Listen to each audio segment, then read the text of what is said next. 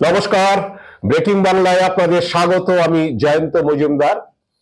আপনারা অনেকেই জানেন যে 2014 সাল থেকে যবে থেকে মোদী অমিত শাহ জমানা শুরু হয়েছে বিজেপিতে, সে সময় থেকে বিজেপির লোকসভা ভোটে প্রার্থী নির্বাচনের ক্ষেত্রে রীতি অনেকটাই বদলেছে।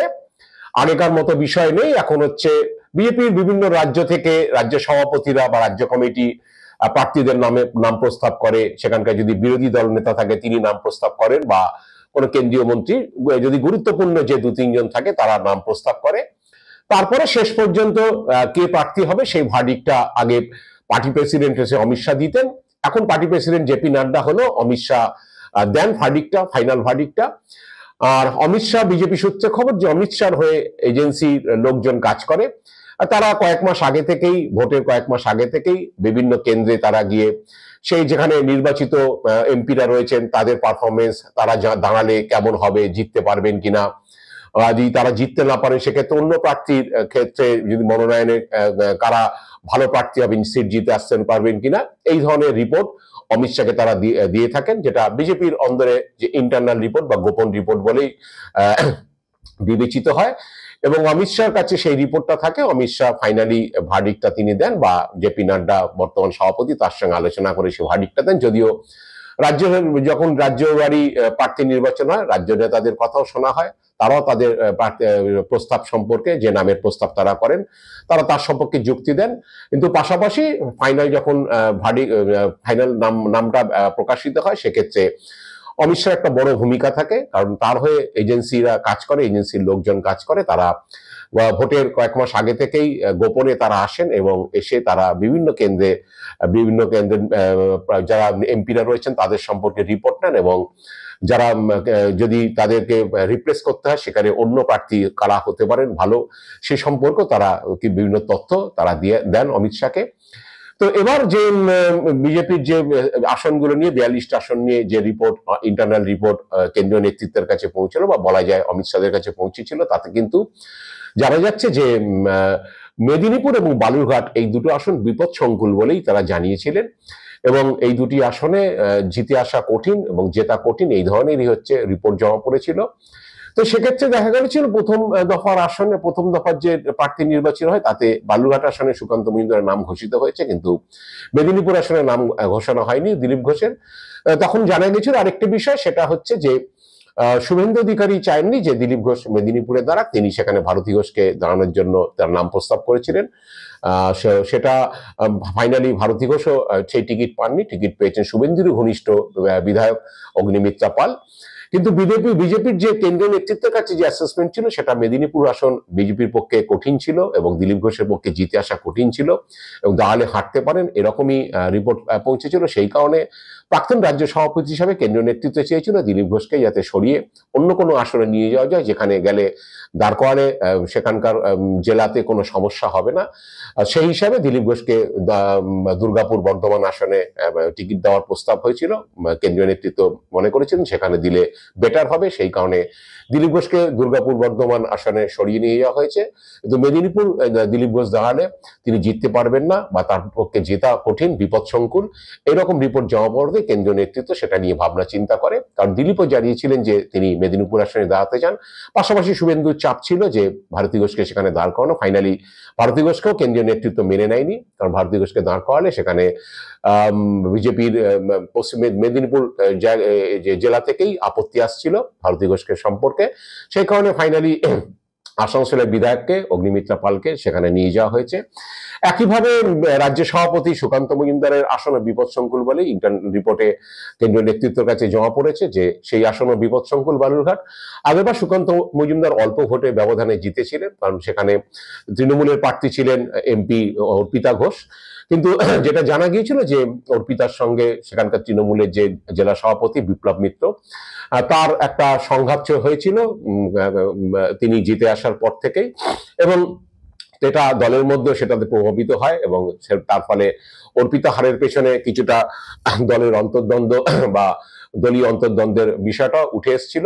যাই হোক, সুকান্ত মজুমদার অল্প ব্যবধানে হলেও জিতেছিল, কিন্তু পরবর্তীকালে যে বিধানসভা নির্বাচন বা পৌরসভা নির্বাচন বা গত বছরের পঞ্চায়েত নির্বাচন হয়েছিল, তার যে ফলাফল বিশ্লেষণ করে বিজেপির যে ইন্টারনাল রিপোর্ট, তাতে ছিল যে বালুরঘাট আসনও বিপদসংকুল। কিন্তু সুকান্ত মজুমদারকে আসন পরিবর্তন করলে একটা অন্য বার্তা যাবে যে বিজেপি রাজ্য সভাপতি তিনি আসন পরিবর্তন করছেন, তাতে বা বার্তা যাবে তিনি হেরে যাবেন বা হেরে যাওয়ার জন্য হচ্ছে বিজেপি তার আসন পরিবর্তন করছেন। তাই সুকান্ত মজুমদারকে বালুরঘাটে রাখা হয়েছে, যদিও কঠিন আসন বলেই বিজেপির অন্তর্বর্তী মানে ইন্টারনাল রিপোর্টে তার উল্লেখ রয়েছে। কারণ এখানে যে 6টি বিধানসভা কেন্দ্র রয়েছে দক্ষিণ দিনাজপুরে, সেখানে গত 21 বিধানসভাতে 3টি আসন বিজেপি জিতেছে, 3টি আসন তৃণমূল জিতেছে। কিন্তু সপ্তম যে আসনটি, যেটি উত্তর দিনাজপুরে ইটাহারে, সেখানে একটা তৃণমূল ভালো মার্জিনে জিতেছে, সেখানে সংখ্যালঘু ভোটের একটা আধিক্য রয়েছে। কিন্তু পরবর্তীকালে পুরসভা নির্বাচনে বিজেপি গড়া হেরেছে এবং পঞ্চায়েত নির্বাচনও তাই হয়েছে। 21টি জেলা পরিষদ আসনে 21টি তৃণমূল জিতেছে এবং পঞ্চায়েত সমিতি বা গ্রাম পঞ্চায়েতের স্তরে হচ্ছে বিজেপি তেমন দাঁত ফোটাতে পারেনি, অল্প সংখ্যক আসন তারা জিতেছে। তো সেই হিসাবে দেখতে গেলে বা এবার বিপ্লব মিত্রকে তৃণমূল প্রার্থী করেছে, কারণ বিপ্লব মিত্র দক্ষিণ দিনাজপুরের দোর্দণ্ড প্রতাপ নেতা তৃণমূলের জন্ম থেকেই তিনি সেখানে রয়েছেন। তো বিপ্লব মিত্র প্রার্থী হওয়াতে যথেষ্ট কঠিন লড়াই বলে মনে করছে সুকান্ত মজুমদারের আসন, এবং যেহেতু ইন্টারনাল রিপোর্টও ছিল যে সুকান্ত মজুমদার আসনটা বিপদসংকুল, তো সুকান্ত মজুমদার সেই কারণে প্রার্থী ঘোষণার পর থেকেই মাটি কামড়ে পড়ে আছেন। কারণ তিনি বুঝতে পারছেন যে লড়াইটা বেশ কঠিন।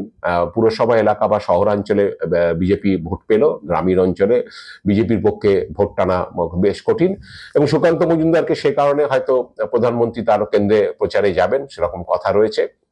এবং আর্থিকভাবেও হচ্ছে অন্য আসনের তুলনায়, যেহেতু তিনি রাজ্য সভাপতি এবং যেহেতু আসনে কঠিন লড়াই, সেখানে বিজেপি সূত্রে খবর যে সেখানে প্রচুর টাকা পয়সা খরচ হবে প্রচারের জন্য।